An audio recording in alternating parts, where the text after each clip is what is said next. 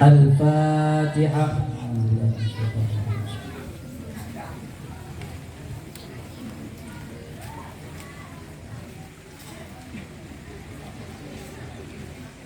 Udah 3 kali naik saya. Ini yang 3 kalinya ya. Tadi ikut wisuda, alhamdulillah. Saya sampai nangis bayangin anak saya ikut di sini. Sekali lagi yang jawab salam, saya doakan semoga masuk surga.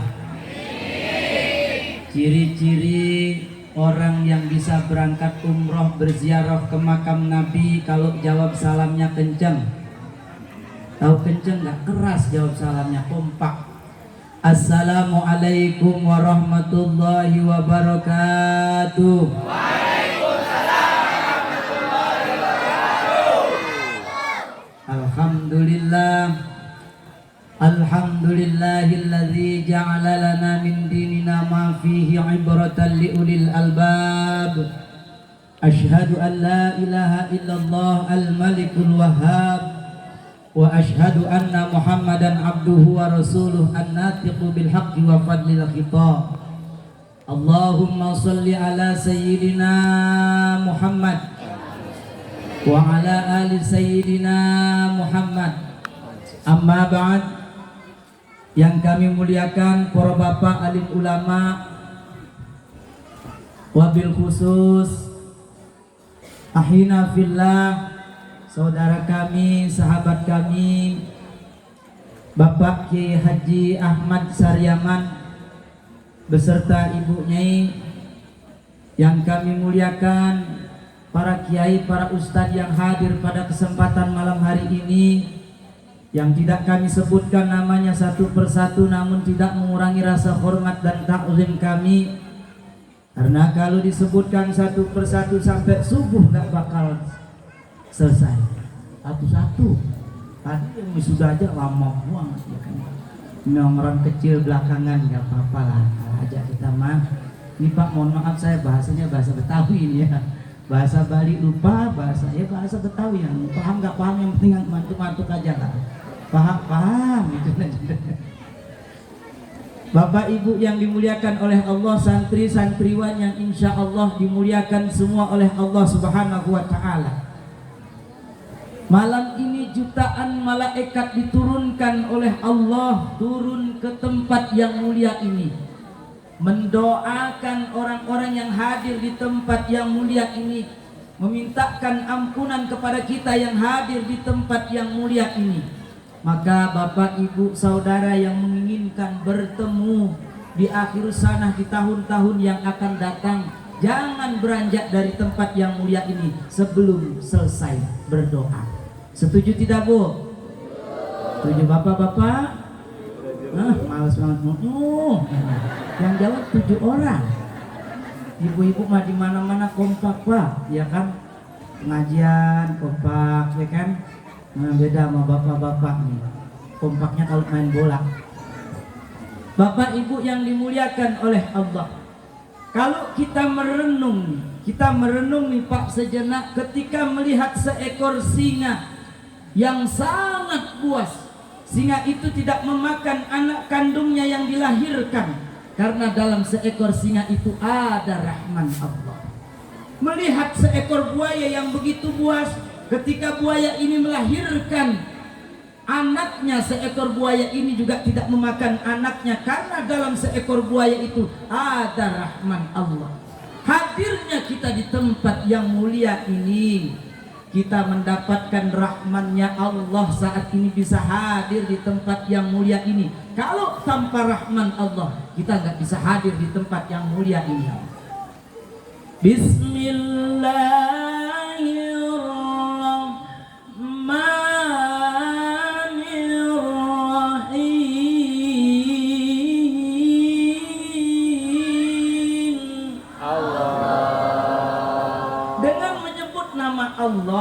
Dengan menyebut nama Allah saat ini kita bersyukur diberikan rahmannya oleh Allah Subhanahu Wa Taala. Semakin pandai kita mensyukuri kenikmatan yang Allah berikan, besok Allah janjikan rakibnya yaitu surga di yaumul kiamah nanti. Amin ya rabbal alamin. Insyaallah Kita hadir tadi disampaikan sama Pak Kiai, ini adalah menuju taman-taman surga. Hadir kita di saat ini adalah taman surga. Insya Allah tamannya sudah kita peroleh, insya Allah dalamnya, insya Allah surga akan kita ketemukan. Amin ya robbal. Pak, jangankan tamannya, jangankan dalamnya, Pak, batunya surga aja di dunia, Pak. Miliaran tiap hari orang pingin berebut. Ada yang ke Antem, ada yang ke Sikut. Saya umroh sering ke Sikut, Pak. Umroh pingin memegang Hajar Aswad ini, batunya surga itu, Pak. Ya Allah, kadang ke Sikut, kadang ke Sundul, ya kan. Apalagi ketemu orang Turki kan segini tingginya. Perempuan campur aduk, Pak. Perempuan tingginya segini, Pak. Saya mah bukan ke Sikut lagi. Udah. Allahu a'lam. Kadang Sikut kok empuk gitu kan. Itu enak orang Turki. Ya Allah. Tapi nggak pernah mikirin ke sana orang lain gimana mau ini ya Allah, kita dikasih rahmatnya, semakin pandai kita bersyukur, maka kenikmatan yang Allah berikan akan semakin banyak. Amin ya rabbal alamin. Sholawat teriring salam terhaturkan keharibaan baginda Nabi besar Muhammad sallallahu alaihi wasallam. Allahumma sholli wa sallim wa barik alaihi.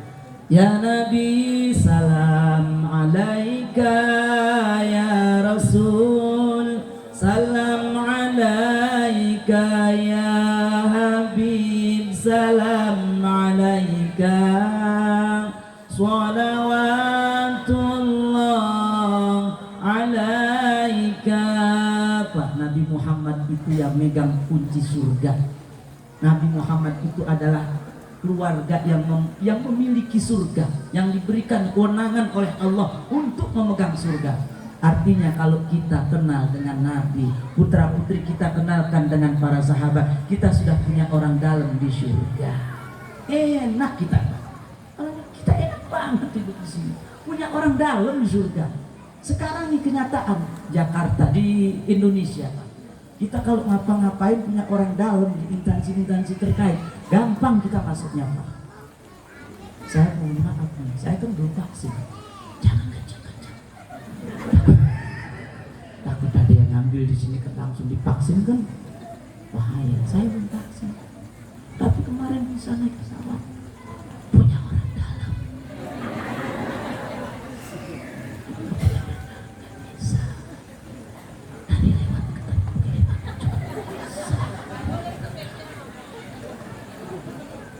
Kita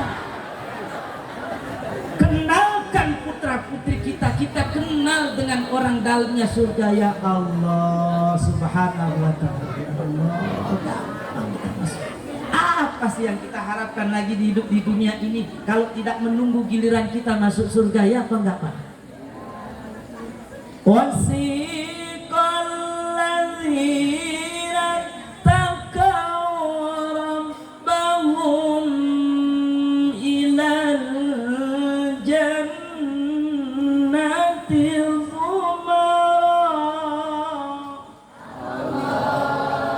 besok rombong-rombongan kita masuk ke surga, Pak, sesuai kelompok-kelompoknya. Di sini dipimpin dari pondok pesantren Mambaus Sholihin Pak Yai Salam. Itu kenyataan besok pasti. Datang kita berombong-rombongan masuk ke dalam surga. Gampang kita. Nanti ada yang terlambat. Dan jarang-jarang pondok terlambat. Walaupun misalnya, tapi tetap ke surga. Saya keluarga besar pondok pesantren Mambaus Sholihin tadi udah masuk duluan. Siapa namanya? Haji Raden. Oh, tak tanya dulu. Ditanya, oh benar masuk ya. Gampang surga kita. Yang penting kita dekat sama ulama, ya. Bapak Ibu yang dimuliakan oleh Allah. Semuanya manusia yang ada di dunia ini, Pak. Yuk kita nih ngaji sebenarnya sekarang. Tadi Maguyon. Orang yang ada di dunia ini ingin mendapatkan kebahagiaan dunia dan akhirat. Orang tua menitipkan putra putrinya di pesantren Mambaus Sholihin ingin mendapatkan bahagia terlebih-lebih di akhirat. Makanya Allah ngajarin kita ada doa namanya doa muazzanah. Kalau para kiai, para ustadz ini doa ini pasti dibaca di akhir doanya. Ada yang namakan doa sapu jagat. Bismillahirrahmanirrahim.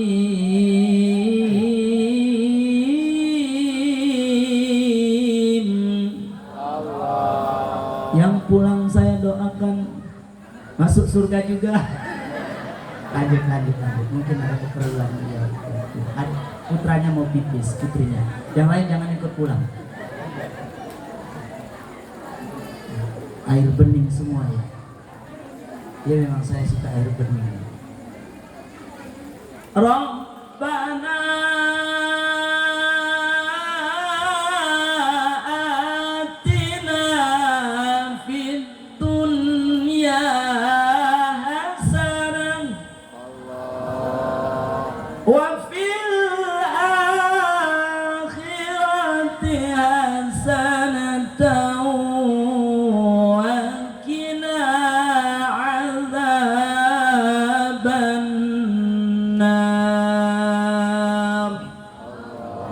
Itu namanya doa keseimbangan, biar kita minta sama Allah bahagia dunia dan akhirat. Dunia dulu nih. Seorang ingin bahagia dunianya, cuman banyak yang kelewatan Pak mencari dunia. Akhirnya dunianya dia nggak dapet, akhiratnya juga sia-sia karena terlalu hubud dunia, ya kan? Hubud dunia ini bahaya. Dunia ini sebentar Pak, sebentar banget. Apalagi kehidupan kita di dunia ini sangat singkat. Kalau kita sudah berumur misalnya 70 tahun, bentar kita Pak. Paling 80 tahun udah langka Pak sekarang. 70 tahun jiun. Tahu jiun nggak? Innalillahi wa inna ilaihi raji'un. 60 ada. Ya Allah. Tapi biasanya orang-orang pendek itu lama Pak. Mati-mati. Biarin aja. Makanya bersyukurlah menjadi orang-orang yang pendek. Bukan berarti orang yang tinggi cepat. Ya Allah. Dunia ini sebentar Pak. Dunia ini fata morgana. Makanya kata Romo Kiai almarhum Romo Yai Mukhtar Syafaat Abdul Ghafur, dunia ini kayak bayang-bayang. Kalau kita kejar, dunia ini kabur. Tapi kalau dunia ini kita tinggalkan, ikut. Itulah dunia Pak. Bagaimana bila kau bangga akan dunia yang sementara? Bagaimanakah bila semua hilang dan pergi meninggalkan dirimu? Itu pasti. Kata Nabi, ad-dunya daruman la darolah wala maluman la malalah. Dunia itu adalah tempat tinggal orang-orang yang tidak punya tempat tinggal. Artinya rumah yang kita miliki itu titipan dari Allah.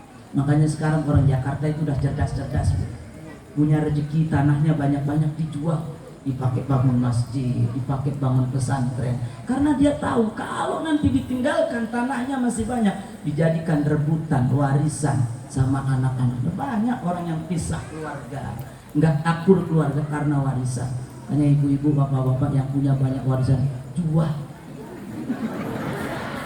buat haji, buat umroh, buat apa? Yang penting anak udah disekolahin, udah di ngajiin, dititipin di pondok pesantren, udah dapet ilmu, udah mau jadi apa kayak besok itu udah Allah yang ngatur, jangan dipikirin. Jadi apa anak saya kalau taruh di mabah usolihin, ya kan? Kadang banyak yang begitu. Udah kalau kita mikirkan, terlalu mikirkan dunia, bahaya. Akhirat. Wabtaghi fima atakallahu daral akhirah wala tansa nasibaka minad dunya.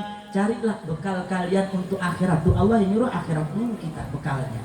Baru jangan lupakan nasib kita di dunia. Semua ingin mendapatkan kebahagiaan di dunia.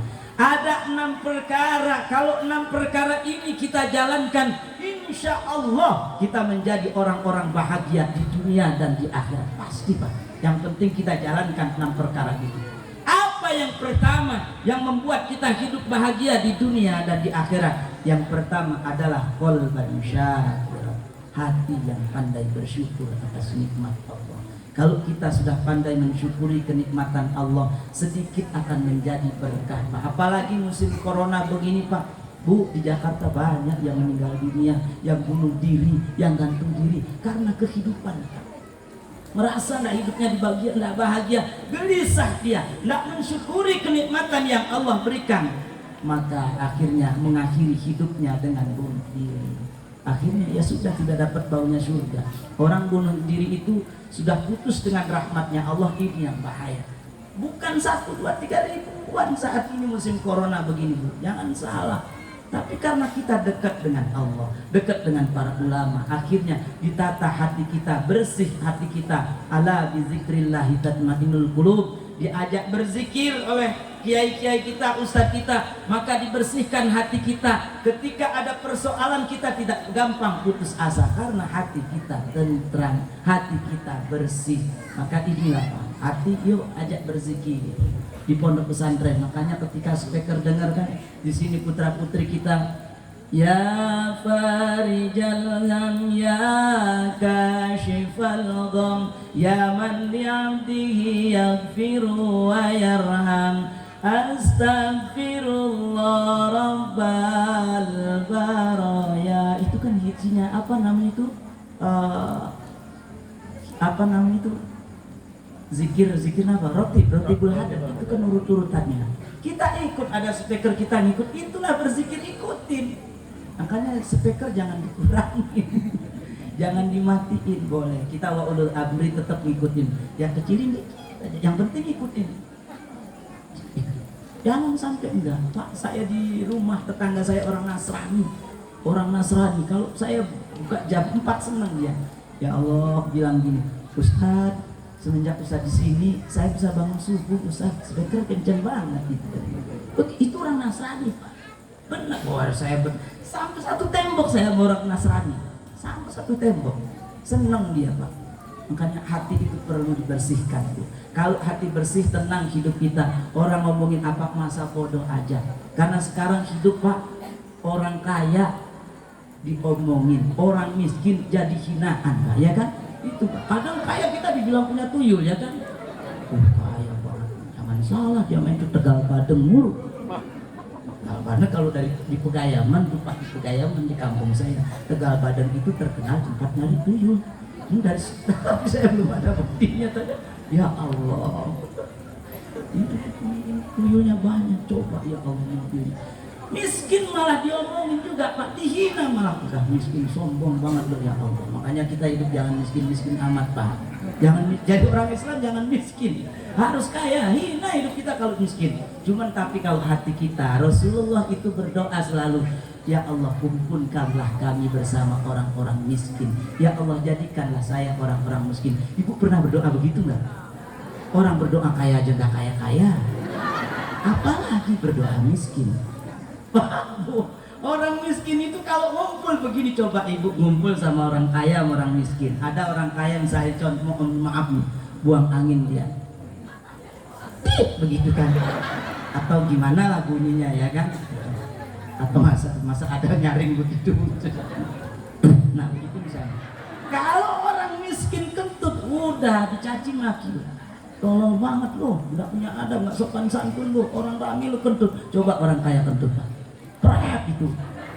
Ya Allah, Bapak sehat Bapak, begitu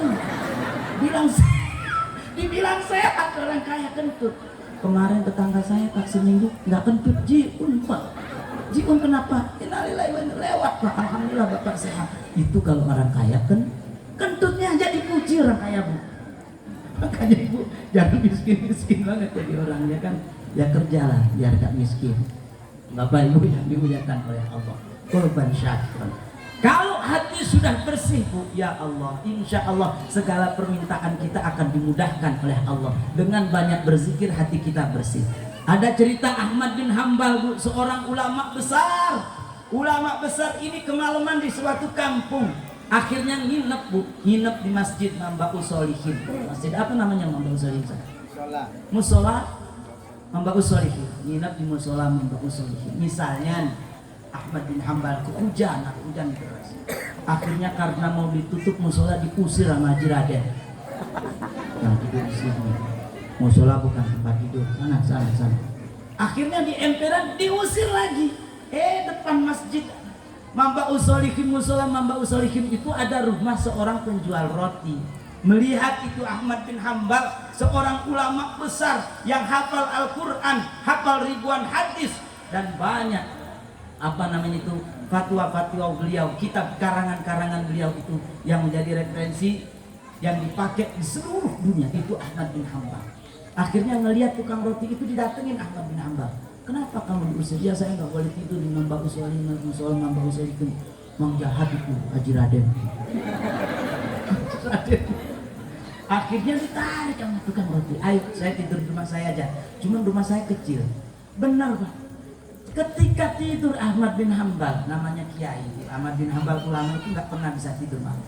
Pas dia tertidur, dengar tukang roti itu Pak buat roti itu sambil zikir. Subhanallah walhamdulillah wa la ilaha illallah wallahu akbar. Mukul-mukulin tepung adonan. Pas digoreng Subhanallah walhamdulillah, terus berzikir. Ahmad bin Hambal nanya, Bapak sudah berapa tahun jualan roti? Saya sudah 30 tahun. Selama pertama jualan roti selalu berzikir? Iya, saya nggak pernah. Apa berhenti lisan saya untuk berzikir? Ditanya lagi ke Ahmad bin Hambal, adakah doa-doa Bapak yang belum dikabulkan oleh Allah? Karena dia percaya dengan zikir saya tidak pernah ada doa satupun doa saya yang belum dikabulkan. Maka Ahmad bin Hambal ketika bertanya, ada doa saya yang belum dikabulkan oleh Allah satu, apaan? Saya ingin bertemu Ahmad bin Hambal, guru besar, ulama besar, panutan saya yang saya idolakan. Saya ingin datang ke Irak, ingin melihat Ahmad bin Hambal datang. Ahmad bin Hambal lagi tidur di sampingnya. Itu kekuatan zikir, biar hati kita bersih. Kalau hati kita sudah bersih, ada yang ngomongin bodo amat, ada yang rasanya biarin saja, ya kan? Jangankan kita Pak, ya Allah, lihat Luqman Al-Hakim itu Pak, bawa apa namanya itu, bawa keledai. Ini Luqman Al-Hakim, anaknya naik, bapaknya dibilang bodoh. Dasar itu bodoh tuh bapaknya. Masa dia anaknya suruh naik keledai dia nuntun, itu anak kurang ajar. Akhirnya dengar Pak, saya dibilang kurang ajar bapak aja yang naik.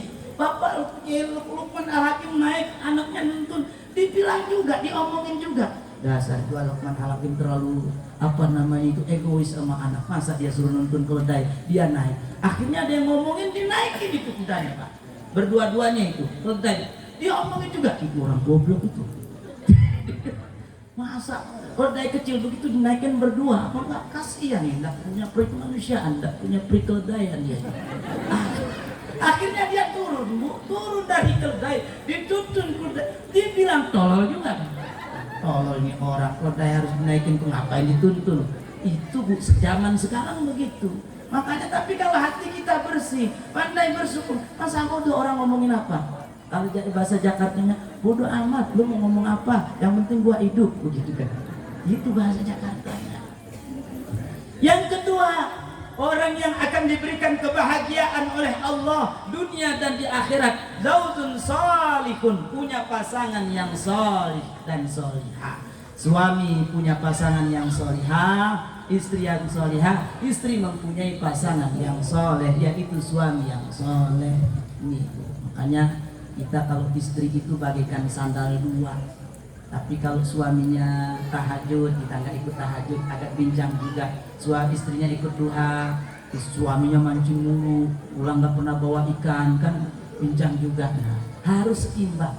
Tapi kalau ingin nih Bu, apa namanya itu, biar solih dan solihah, kita nggak usah diajakin Pak istri kita, ayo sholat, nggak usah diajakin, dicontohin langsung. Nabi Muhammad nggak pernah ngajak istrinya, kamu dituntut menjadi orang soleh nggak? Nabi Muhammad nyontohin.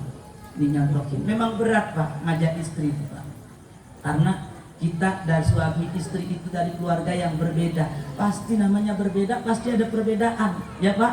Suami istri itu nggak bakal akur sampai kiamat, nggak bakal akur, karena kita dari rahim yang berbeda, dari pulau yang berbeda, dari suku yang berbeda, pasti ada perbedaan. Saya orang Bali punya istri orang Sunda, saya kecil istri saya big, gede istri saya. Seberapa ya? Cari dulu. Enggak ada yang kapalnya untuk gede istri saya. Nah ini yang kerudung yang ngobrol sama anaknya itu. Kalian aja dirasain itu, nggak ngerti loh kalian aja. Ya Allah, segitu gedenya istri.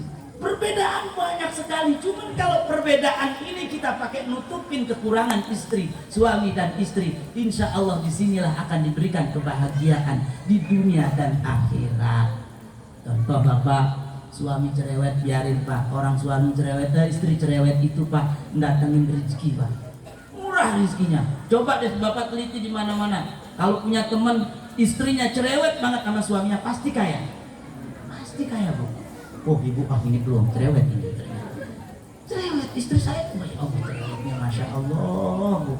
Istri cerewet itu ngedatengin duit pak, datengin duit. Jangankan ngedatengin rezeki pak, istri cerewet itu ditakutin jin. Jin takut sama istri cerewet pak.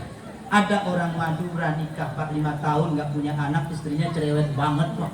Akhirnya diikat sama tali pramuka pak kakinya, tangannya dimasukin sumur tua. Biarin tuh, cerewet banget bu, didekok bibirnya. Akhirnya pas malam-malam mau tidur juga gak enak ya kan. Gimana ini anak saya istri saya di dalam sumur, saya ambil lagi lah mau tidur biar ada temen. Yang datang bukan istrinya pak, genderuwo pak.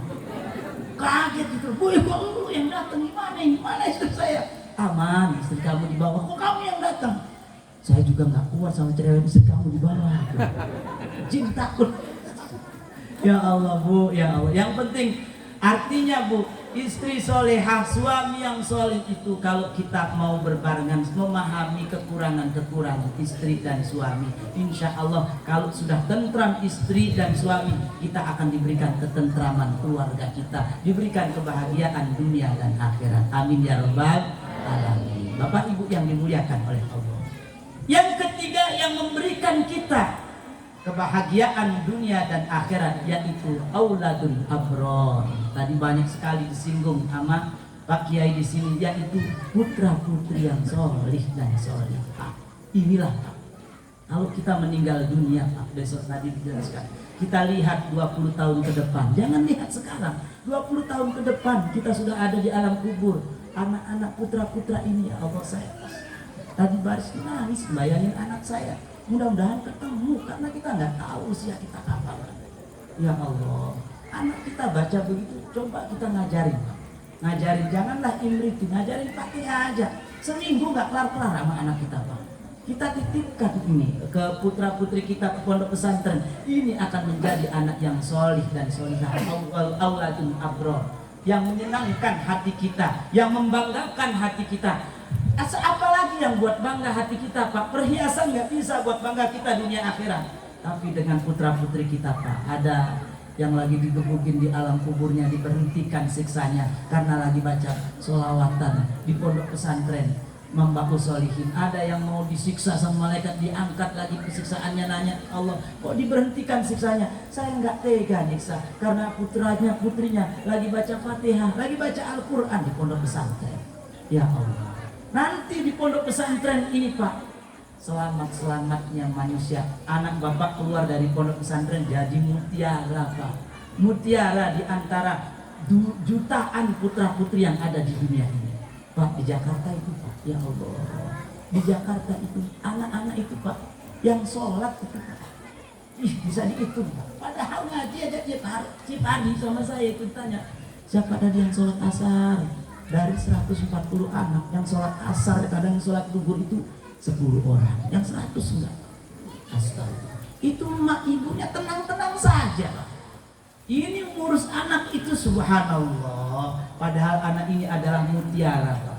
Ini titipan dari Allah. Kalau kita pandai merawatnya, mereka akan memberikan kebahagiaan. Inilah yang mendapatkan kebahagiaan dunia dan di akhirat. Jangankan dia sholat Pak. Sekarang di Jakarta banyak orang anak SD yang sudah hamil. Kelas 6 sudah hamil Pak. Subhanallah. Na'udzubillah min dzalik. Sedih kita bayangkan Pak. Makanya ibu, ya Allah, udah ikhlasin, teteskan air mata di rumah ketimbang kita nyetes air mata di akhirat, ya kan? Digebukin anak kita sama malaikat. Sekarang kita pisah sama anak kita, waktunya sebentar, berapa tahun sih, paling 10 tahun. Habis itu kita ngumpul lagi. Tetapi kita nyaman dunia akhirat, tenang dunia akhirat. Kalau kita nggak tega naruh anak kita di pesantren Bu, besok kita ketika disiksa Jika kita masuk surga duluan, anak kita yang nuntut. Apalagi bapak-bapak, kata Nabi, awaluma yata'allaku birrajuli yaumal qiyamah, yang paling pertama minta menuntut kepada seorang laki-laki di yaumul qiyamah nanti, ahluhu, istri-istri kita, wa waladuhu, dan putra-putri kita. Apa yang mereka tuntut? Ma'allamana jahal, perkara yang mereka tidak tahu tetapi kita tidak mengajarkannya, yaitu tentang ilmu agama. Ya Allah, alhamdulillah. Coba Bapak kalau nggak percaya, cek sekarang nanti anak yang sekolah di SD, tanya tuh yang kelas SMP kelas 1, SMP kelas 3, tanya coba rukun sholat ada berapa? Nggak paham. Najis ada, kan tadi dibilang agama itu sudah nggak ada di sekolahan. Seminggu dapat kurikulum cuma 2 jam, seminggu itu nggak cukup. Makanya paling selamat anak kita dunia akhirat udah serahkan. Nanti masalah perkara dia ini di pesantren ada permasalahan, tadi dibilang sama Pak Kiai ada yang dipulangkan, itu tandanya putra putri Bapak mau dapat ilmu. Bener, kadang di pesantren ada yang misalnya dibully misalnya sampai dia nggak kerasan pingin pulang, itu mau dapat ilmu, jangan diambil dari pesantren. Ada yang sampai di pesantren sakit, ya Allah, itu mau dapat ilmu, jangan diambil dari pesantren. Tanda-tandanya mau dapat ilmu, putra putri kita dapat ujian di pesantren. Kalau mau kenaikan kelas pasti ada ujian. Kadang anak kita taruh di pesantren nyolong, ada Pak, ini mau dapat ilmu, ya ilmu nyolong. Artinya mau didapat ilmu kadang dipanggil sama kiainya, kita diomelin udah dengerin aja. Ya Allah Pak, omelannya orang soleh itu Pak gugurin dosa kita karena dia berilmu. Kumpul kita di sini tuh Pak gugurin dosa Pak. Kita belajar di sini, jangan kira hadir di sini ini nggak digugurkan dosa kita. Satu, digugurin dosa kita, diberikan kita keberkahan oleh Allah Subhanahu wa Ta'ala. Kata Nabi, Yulu suka sa'atan fi majlisil ilmi, duduk kita di majelis taklim sesaat, khairum min alfi ibadah, lebih baik daripada 1000 sholat sunnah, lebih baik daripada 1000 kita nengok orang sakit. Bapak pernah 1000 sholat sunnah? Nggak pernah Pak. Kadang kita mau terawih aja memilih-milih imam dulu ya kan, nyari imam yang cepat ya kan. Nah itu coba, pernah ibu sholat sunnah 1000 rakaat? Nggak pernah. Kita duduk kita di sini udah berapa jam? 2 jam itu lebih baik daripada 1000 sholat sunnah. Subhanallah. Duduk kita sejam di majelis ilmu begini, itu lebih baik daripada nengok 1000 orang sakit. Coba bayangkan kalau ibu nengok 1000 orang sakit, apanya yang habis? Sangunya. Kadang kita nengok orang sakit nggak pernah bawa apa-apaan. Orang sakit lagi diimpus, kita datang ke sana nanya, apa yang lu rasa? Lagi diimpus kita tanya, apa yang dirasakan? Yang sakit jawab, nggak ada rasa apa-apa, nggak ada yang gua rasa. Kenapa sih diimpus begini? Bagaimana aku bisa merasakan sesuatu? Kamu kesini nggak bawa apa-apa. Kalau kamu bawa jeruk, masih ada yang bisa saya rasa, asam manis ya kan? Ya Allah, anak kita kalau sudah ada ilmunya, tenang, bahagia dunia dan di akhirat Pak. Inilah ilmu. Ilmu itu bikin ketenangan, bikin gampang, bikin kita ditenangkan, bikin digampangkan urusan kita. Contoh Pak, ini digampangin, diberikan kegampangan kita dengan ilmu. Mohon maaf nih Bapak, kencing itu najis nggak Pak? Najis. Anak-anak kencing najis nggak? Najis. Najis apa itu hukumnya? Najis mukhafafah atau mutawassithah? Najis apa? Mutawassithah ya kan, najis sedang. Sekarang saya tanya sama ibu, bu, mohon maaf bu, mohon maaf nih, mohon maaf ya. Saya nanya nih, bu, mohon maaf, ini agak jorok nanyanya, bu, mani itu najis apa enggak? Agak ya kan, coba. Sekarang bayangkan, ya kita bayangin, kalau kita kencing, kita cukup dengan cebok, ciplak, selesai. Itu padahal najis. Tapi kalau keluar yang tadi saya tanyakan itu, kenapa disuruh mandi sama Allah? Padahal nggak najis ya kan? Coba kalau misalnya Pak, kita keluar mani itu disuruh mandi sama keluar kencing itu, kita kencing diwajibin mandi sama Allah. Kayak saya yang kena diabetes bisa 10 kali kencing sehari semalam, mandi 10 kali mampus kita bu.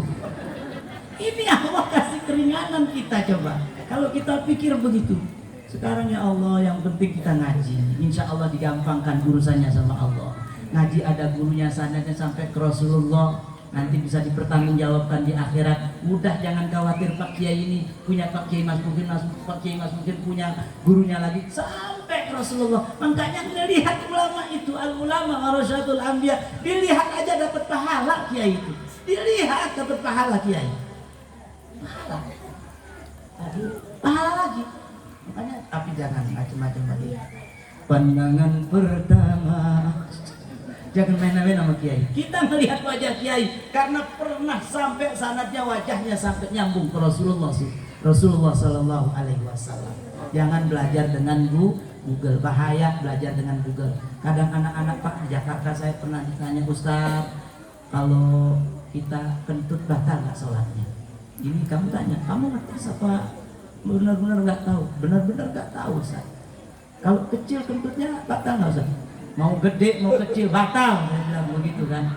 Mau kan kentut bervariasi Bu ya kan. Ada yang gede dar gitu kan nggak bau, nah itu. Ada yang gitu kan, itu suaranya kecil tapi bau. Ada lagi yang diam-diam cuman sudah gaduh sampai gaduh kan. Ada lagi yang gede, ini yang ekstrim nih Bu. Dar begitu kentut, baunya minta ampun karena setelah bunyi der keluar ampas. Bahasa Cinanya cepirik. Itu yang bikin nanya dia, Ustaz, kalau kentut batal. Nah cuman yang saya heran Ustaz, kenapa kalau kita itu yang kentut ini pantat, kalau kok yang dicuci mukanya bersih. Nah ini pertanyaan, kamu nanya apa ngetes? Saya bilang begitu. Ya Ustaz, saya nanya benar-benar ini. Anak kalau belajar dengan Google nggak sama ustadznya nggak paham. Ini kalau akal-akalan saya akal-akalin lagi. Sekarang kamu kalau kentut di tengah rami, kamu yang malu pantatnya apa mukanya? Mukanya Ustaz. Ya makanya mukanya yang dicuci. Anak taruh di pesantren, aman dunia akhirat. Udah ibu tenang, lenggang kantung. Besok masuk surga, lenggang kantung. Masuk surga enak banget, udah nggak ada tuntunan. Asikol lazina taqaw rabbahum ilal jannati hatta idza ja'uha wal futihat abwabuha.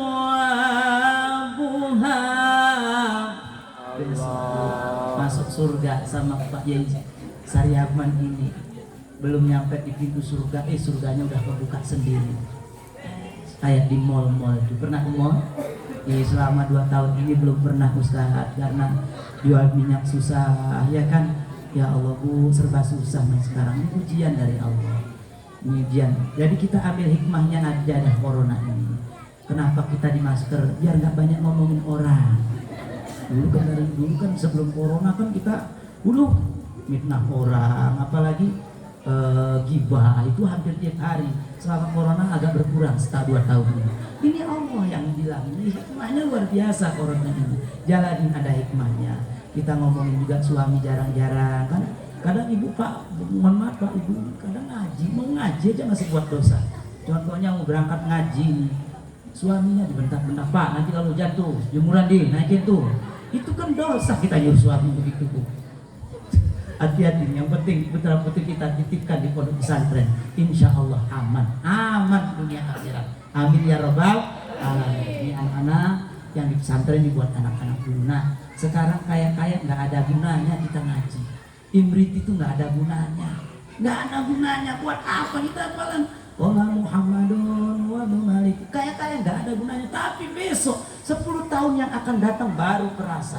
Cuman Ustaz pernah dibilangin sama Pak Kiai dulu, Kiai Mat Ahmad, Kiai Mat Dom Agung, Kiai Mat Syairi Syafaat itu. Ingat saya waktu ngaji tafsir, ngaji di pondok pesantren itu jangan hafalan saja, jangan ngaji nulis saja, yang jelas-jelas ngaji yang paling baik. Ketika kalian mau jemur, jilbab temennya jatuh, diambil, dicuciin, ditaruh, itu yang ngaji sebenarnya. Ustaz sekarang tanya, pernah nggak ada yang begitu? Pernah, alhamdulillah. Itu ngaji yang sebenarnya. Nanti manfaatnya ya Allah luar biasa. Besok di apa itu, di setelah keluar dari pesantren baru tahu Pak, saya pas ngaji di Blitar Pak, pesantren di Blitar 4 tahun, nggak pernah suruh ngaji, megang kitab nggak pernah, dikasih cangkul suruh ke sawah Pak. Nih, ngaji di Blok Agung nggak pernah ngaji ngikut bareng biniah, jarang-jarang, dikasih cucunya Pak Yai suruh ngomong, almarhum Gus Tajud itu saya yang ngomong. Nggak pernah saya ngaji kayak kalian begini, cuman ya Allah, artinya ketika ngaji, salah satu di antara yang berikan kalian ilmu yang manfaat barokah, takzim kepada guru, taat kepada kiai. Insya Allah kalau taat sama kiai, taat sama guru, ilmunya akan diberikan manfaat dan barokah. Banyak Pak teman saya yang saya jadikan gambaran Pak. Mohon maaf ini, kita nggak nyebutin nama ya. Kadang teman sekamar Bu hafal Alfiyah. Alfiyah itu hafalnya usang lagi Pak, dari atas, dari saya sampai heran. Saya mikir di hati ini, orang ini pasti jadi kiai. Taunya meleset Pak. Karena mungkin saya bukan tukang tebak kali Bu ya.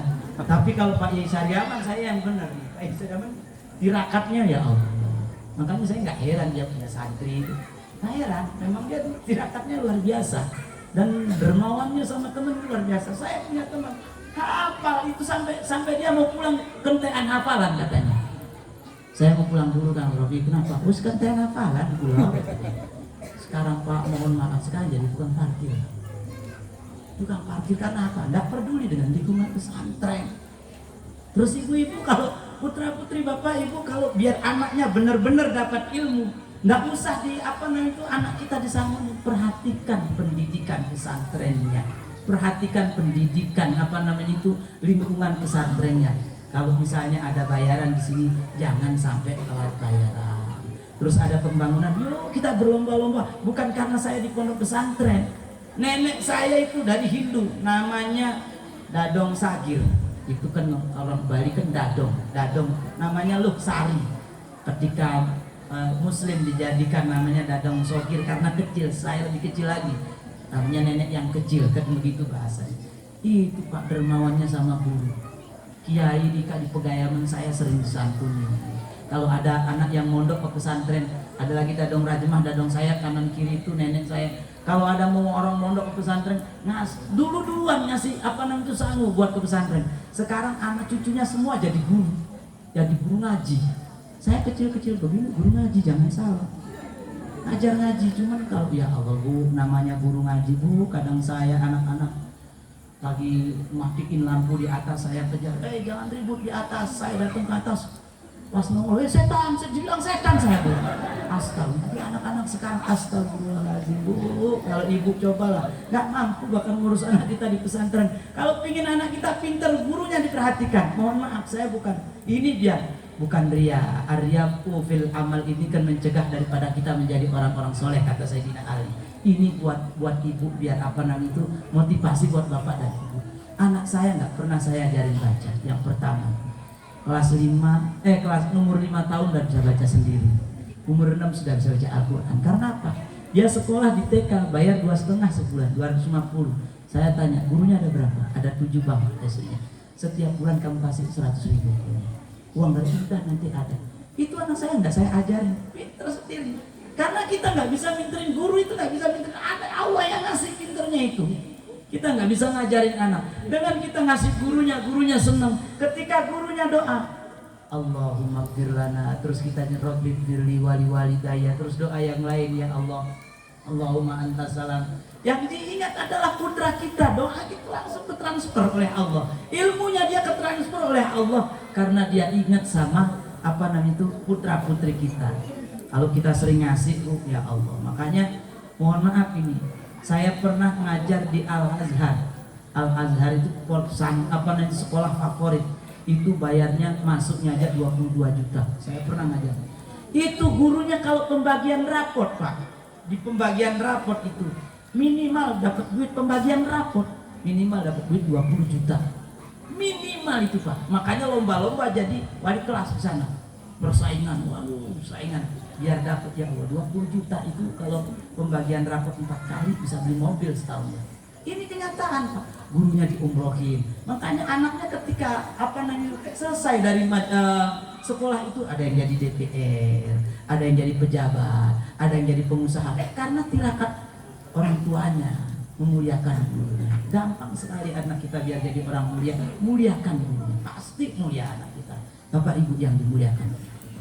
Yang ketiga, yang keempat, yang menjadikan kita menjadi bahagia dunia dan di akhirat, yaitu bi'atun sholihun. Bi'atun sholihun, lingkungan yang baik. Kembali, lingkungan yang baik terbaik di sekolah-sekolah mana, bukan saya menyepelekan sekolah apa namanya di luar pesantren, di pondok pesantren itulah lingkungan yang terbaik buat putra-putri kita.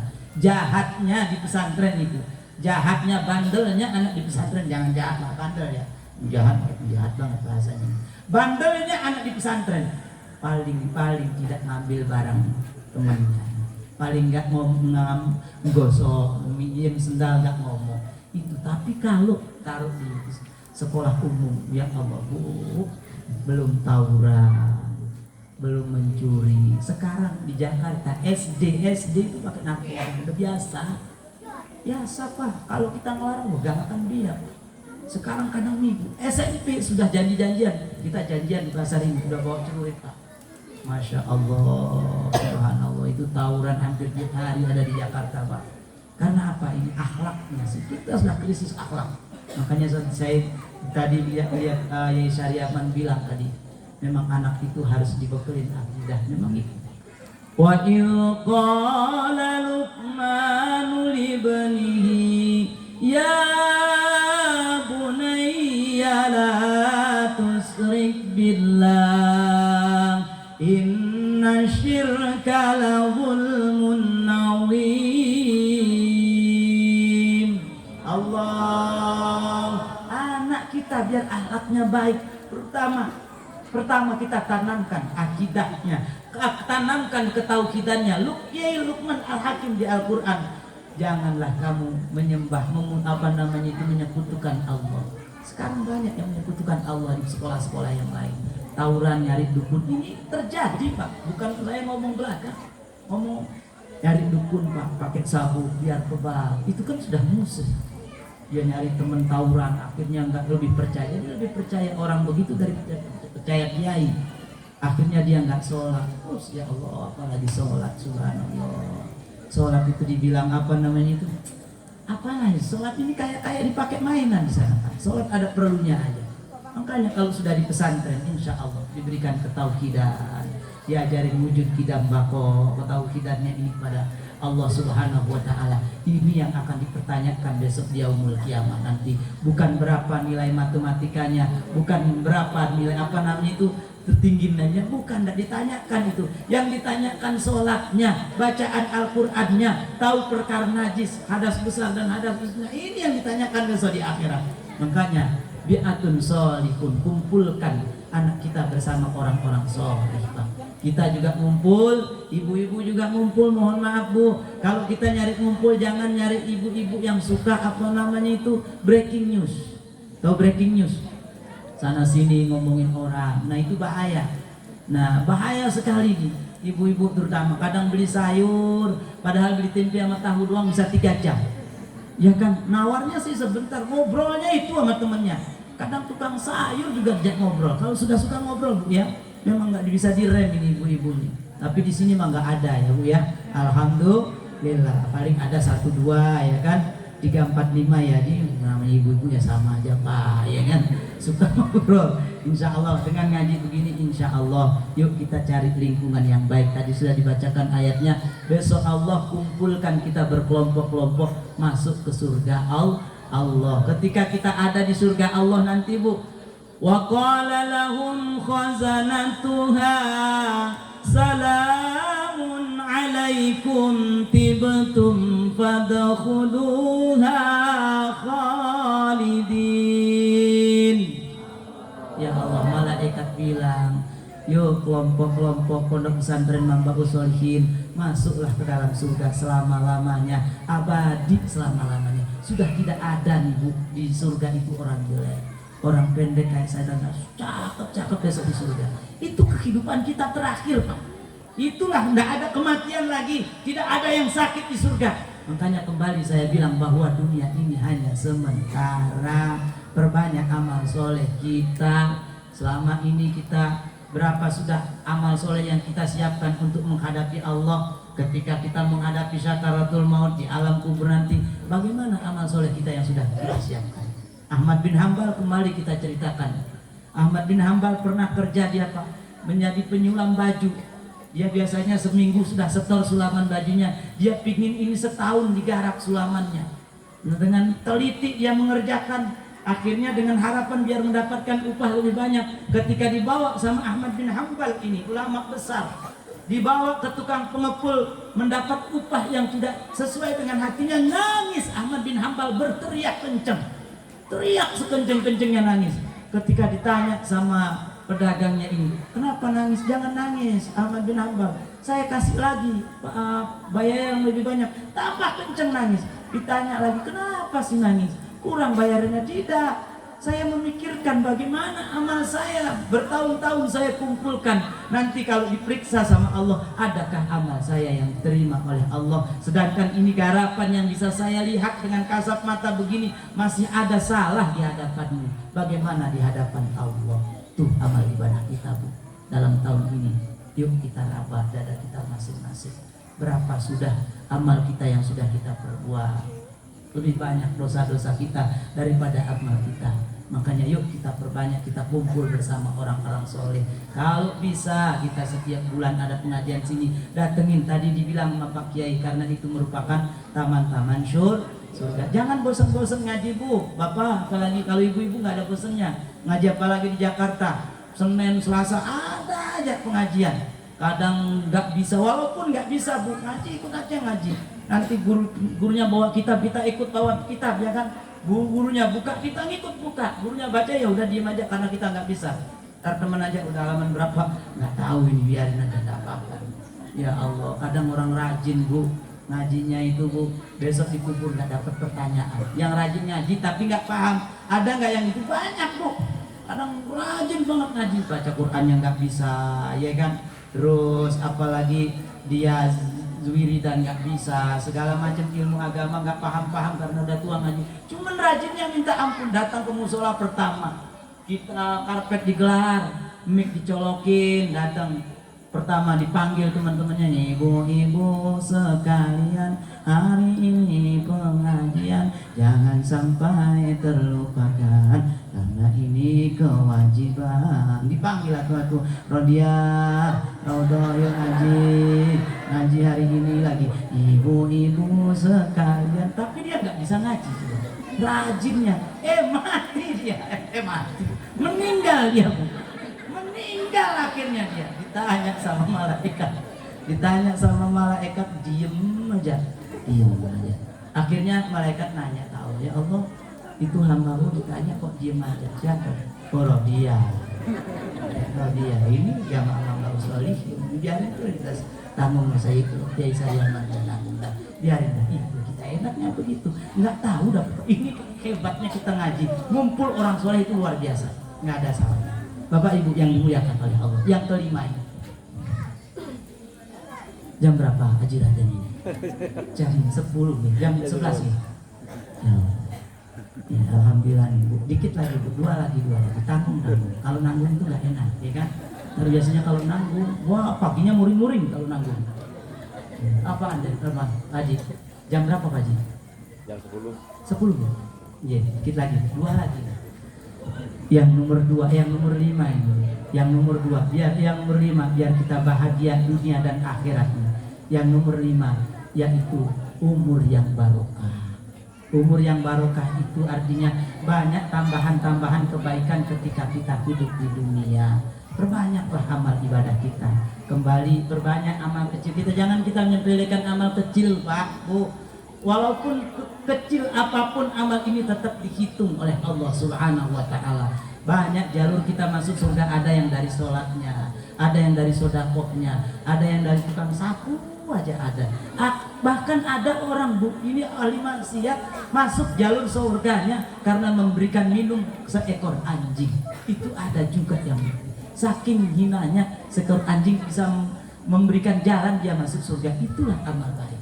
Makanya biar umur kita barokah, biar kita panjang umurnya. Biasanya orang baik itu cepet-cepet diambil Bu. orang baik amalnya. Maka ibu jangan baik-baik amat jadi orang. Ya jahat-jahat dikit ya apa-apa, biar panjang umur kan begitu. Bukan begitu artinya. Artinya kalau kita lagi berbuat baik, kita diambil umur kita, insya Allah kita meninggal dalam keadaan husnul khotimah. Kalau meninggal husnul khotimah, insya Allah jaminan surga. Udah, kalau udah surga apa namanya itu ceritanya nggak habis-habis nanti cerita. Yang terakhir, Bapak Ibu yang dimuliakan oleh Allah, yang terakhir yaitu adalah ilmu yang manfaat. Nah, ini ilmu yang manfaat. Ustaz minta para santri, yuk kita niat benar-benar nyari ilmu itu karena mendapat dari ridho Allah. Cari ilmu yang benar-benar biar manfaat. Nanti kalau sudah kita tua, nanti dipakai sama putra-putri kita. Nanti ibu kita, bapak kita sudah tidak ada, cucu kita bisa baca Al-Quran terus mengalir pahalanya. Inilah yang dinamakan ilmu yang bermanfaat. Bapak ibu yang dimuliakan oleh Allah, itu yang dapat kami sampaikan pada kesempatan malam hari ini, biar kita semua hidup bahagia di dunia, terlebih-lebih di akhirat nanti di surga. Yuk kita jalankan 6 perkara. Yang pertama, perbanyak zikir biar hati kita bersih, pandai bersyukur kepada Allah. Yang kedua, yuk kita jaga antara hubungan suami istri, jangan suka berantem. Nanti apa-apa kembalikan sama Allah. Kalau kita hati bersih, kita saling mengisi kekurangan. Ingat, suami istri itu saling mengisi kekurangan agar menjadi sempurna. Memang kita diberikan lain daripada itu watak kita berbeda-beda, tapi kalau kita saling mengisi, insya Allah inilah dijadikan keluarga yang sakinah, mawaddah, warahmah. Yang ketiga, yuk putra putri kita titipkan di pondok pesantren kalau kita nggak mampu mendidik di rumah, biar menjadi aulatin abror, putra putri yang solih dan solihah. Yang keempat, yaitu biar kita berkumpul bersama orang-orang soleh, bi'atun solihun. Yuk kita cari temen, jauhi saudara teman kita. Bukan artinya nggak ditemenin, agak jauhin teman-teman yang sering ngajak kita berbuat maksiat. Begitu juga adik-adik maupun yang ada di pesantren, terlebih-lebih yang nggak di pesantren, jauhin teman-teman yang ugal-ugalan. Ingat ya, kisah Nabi Nuh, anaknya kenapa nggak bisa sampai musyrik menyekutukan Allah? Karena lingkungannya. Yang keempat, yang kelima, yaitu ilmu yang manfaat atau umur yang barokah. Yang keenam, kalau yang keenam ini kita jalankan sedikit-sedikit, jangan seharusnya semua nggak bisa kita. Pelan-pelan, insya Allah kita akan selamat dunia akhirat. Bapak Ibu yang dimuliakan oleh Allah, terima kasih atas segala perhatian. Mohon maaf atas segala kekurangan. Sebelum kita akhiri, kita berdoa bersama-sama dengan harapan semoga pondok pesantren Mambaus Sholihin ini benar-benar menjadi benteng dari kampung kita, dari untuk keselamatan putra-putri kita, keselamatan keluarga kita, untuk benteng menjadi daripada wabah, penyakit, musibah dan bala. Ini adalah pondok pesantren Mambaus Sholihin ini benteng segala-galanya. Semoga terus berkembang menjadi besar, berkah putra-putri kita yang ada di sini. Amin ya robbal alamin. Kita diberikan berkah panjang umur, yang sakit diangkat penyakitnya, yang sedang diberikan kesusahan Allah berikan peluang rezekinya yang banyak. Amin ya robbal alamin. Astaghfirullah Rabbal baraya, astaghfirullah minal khotoya. Allahumma sholli ala sayyidina Muhammad wa ala ali sayyidina Muhammad, alhamdulillahirabbil alamin. Allahumma sholli ala sayyidina Muhammadin al-fatih lima ughliqa wal khatim lima sabaq, nasiril haqqi bil haqqi wal hadi ila siratikal mustaqim wa ala alihi wa sahbihi haqqa qadrihi wa miqdarihi al-azim. Allahumma ighfir lana dhunubana wa liwalidayna warhamhuma kama rabbayana shighara wa li jami'il muslimina wal muslimat wal mu'minina wal mu'minat al ahya'i minhum wal amwat. Allahumma barik lana fi sya'bana wa ballighna Ramadan. Rabbana hab lana min azwajina wa zurriyyatina qurrata a'yun waj'alna lil muttaqina imama. A'da'una la yasilu ilaina bin nafsi wala bil wasiqati la qudrata lahum ala isalis su'i ilaina bihalin minal ahwal wala ila baldati Indonesia wala ila pondok pesantren Mambaus Sholihin bi rahmatillah. Rabbana taqabbal minna innaka antas samiul عليم وتب علينا إنك أنت التواب الرحيم ربنا آتنا في الدنيا حسنة وفي الآخرة حسنة وقنا عذاب النار سبحان ربك رب العزة عما يصفون وسلام على المرسلين والحمد لله رب العالمين. Terima kasih atas segala perhatian, mohon maaf atas segala kekurangan. Wallahumma fiqh ila aqwamit thoriq. Assalamualaikum warahmatullahi wabarakatuh.